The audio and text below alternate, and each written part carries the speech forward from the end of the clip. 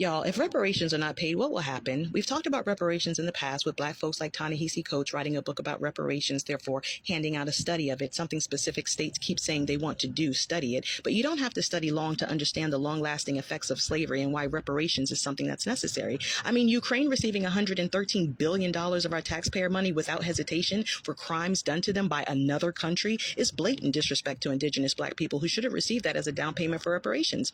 The government concentrates on giving Black people symbols of the past, which is not only proof of the Jim Crow era, but it makes us remember and relive the pain of that past while somberly sitting in a situation that ceases to improve for the better. We don't need more monuments for white supremacists to glorify the work of their ancestors. Symbolism won't fix their strategic wealth gap disparity, but reparations would help fix it.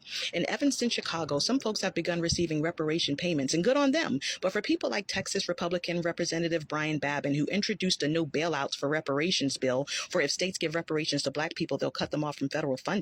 If that doesn't show you white supremacy exists within the walls of the White House, I don't know what will. The American government gives reparations to everyone else except Black people because they look at those people as being on their team. They become their super savior because they're giving them literally what is ours. And if one is ignorant to the past and are being told lies about Black people, it's not hard to create a new ally for them and an enemy for us. Why do you think all these immigrants are being brought in and dropped off in the middle of nowhere? First of all, white supremacists are probably hoping it causes chaos and violence where folks are killing each other to survive, literally being crabs in a barrel. But also, it's more votes for the folks in the White House. Think about it. If you've done Black America wrong for centuries and it's finally come to a head where more people are realizing who they are and what the hell is going on, you don't think politicians aren't nervous about losing Black people's vote and especially Black women's vote? So they must do something to combat not only losing out on millions of Black people's vote, but also losing out on laborers.